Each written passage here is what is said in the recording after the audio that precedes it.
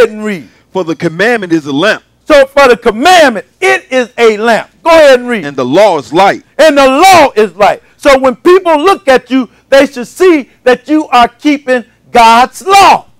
That is what sets the difference from you in the world. God's law, his statutes and his judgments. Yes. You know, they might not like that you keeping them, but they know you ain't doing wrong. Right. Okay. That's right. You ain't doing nothing wrong when you're walking in God's law. That is the light in you. And they know you serving the true and living God. They might not say it, but they know you serving. That is why when they come to you all the time. Because they know you studying this thing and you walking this thing. Right. And you have to live this thing. That's right. Finish reading that. And reproofs of instruction are the way of life. And it is instructions of the way of life. Because if you keep these laws and these statutes, you will get life. Providing that you go come under the blood who gave it to you. And we're going to look at that. But that is what Jesus is telling them on the mountain. Let's go look at it again. Let's go back to Matthew, the 16th chapter, and look. Because that is what the Lord telling them. He said, you are the light. But he's going to tell them what they got to do. But they never read this part. Matthew 5 and 16. Matthew 5 and 16. Matthew 5 and 16.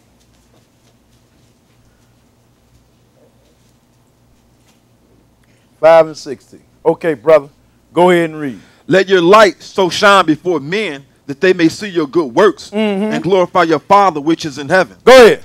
Think not that I am come to destroy the law. See, the Lord, he said, hey, let your light so shine before men and that they may see your good work. But the people, they just stop there. But they got to come on and read the next verse. That's right. Because the Lord is showing you how your light got to shine. That's right. Read that 17th verse. Think not that I'm come to destroy the law or the prophets. First thing he tells you is, hey, man, I want your light to shine. Now, the first thing, I don't think I done came to do away with my law. That's right. Because I have not come to do that. Go ahead and read. I am not come to destroy, but to fulfill. For verily I say unto you, till heaven and earth pass, one jot or one tittle shall in no wise pass from the law till all be fulfilled. So, that says enough in itself. So is the law good? Yes. Absolutely. Because there is still a heaven. Right. And the last time I looked, it was still earth. That's right. So one jot and one tittle would not pass. And this is why we teach the law. Go ahead and read. Whosoever therefore shall break one of these least commandments and shall teach men so, he shall be called the least in the kingdom of heaven. In other words, there's a strong possibility you won't make it. But this is why we teach it. Go ahead and read. But whosoever shall do and teach them. But whosoever shall do and teach them, go ahead and read. The same shall be called great in the kingdom of heaven. And that is what we're trying to be. We're trying to be great. We understand there's some laws we cannot keep. But however, we try to teach the law. That is our job. The Lord ever not did away with the law. That is why we teach the cleanliness law. That is why we teach the high Sabbath day and any other law. We know we cannot get things down to the letter. However, you must put in a good showing. That's right. That's right. That is why we teach the cleanliness law. Some people say you don't have to keep it. All right, that's fine and well. Well, don't teach it. God didn't say don't teach it. That's right.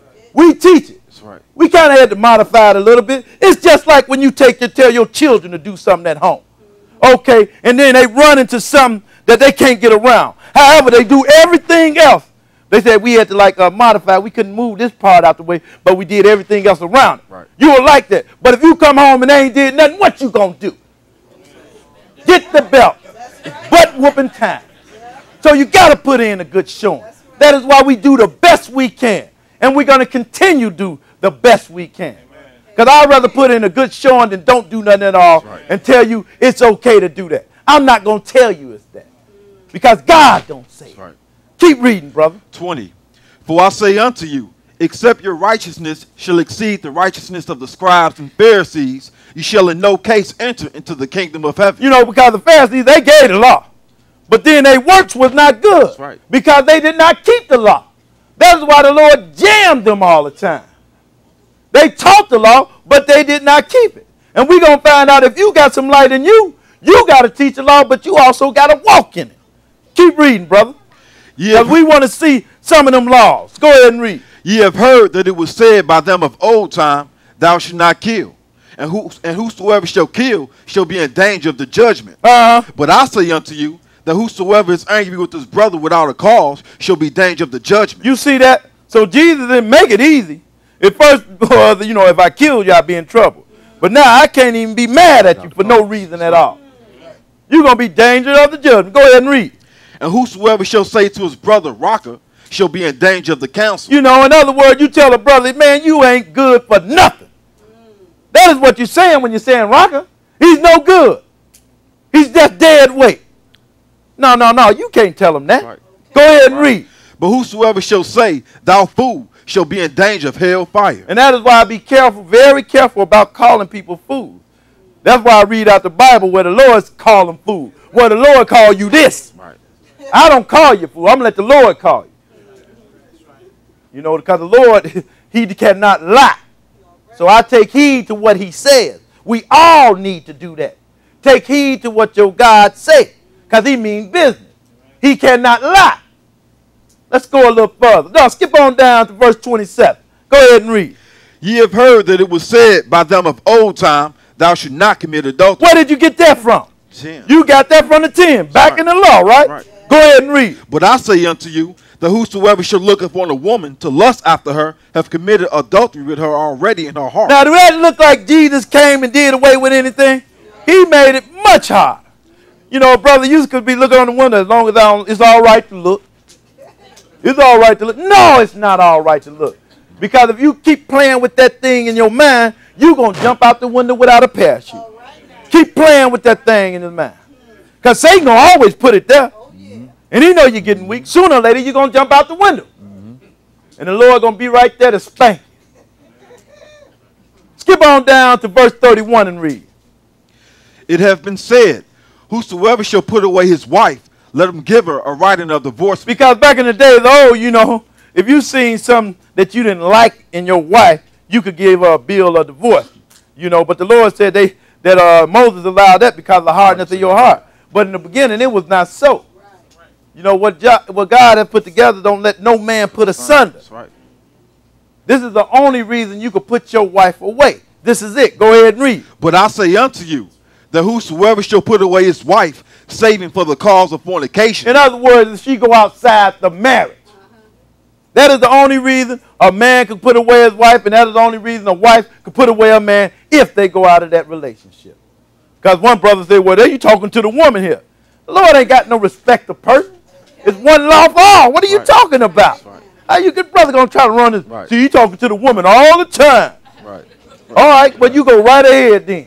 How he talking to the man too? That's right. Go ahead and read. Cause of her to commit adultery. Because when you put her away and she ain't committing adultery, you cause her to go outside the marriage, and when she get with somebody else, you making her commit adultery. Not only is you making her commit adultery, you making the guy who gonna get with her commit adultery. Go ahead and finish reading that. And whosoever shall marry her that is divorced committeth adultery. See, he do it too.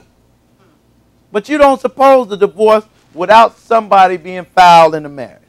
Okay, if y'all can't get along, you separate for a little while.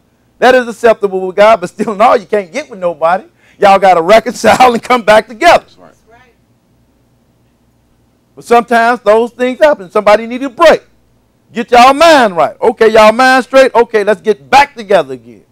Because one thing you don't want to do is get in trouble with God. Right. Well, I couldn't take it no more. Well, you're going to take this fire. Get in it.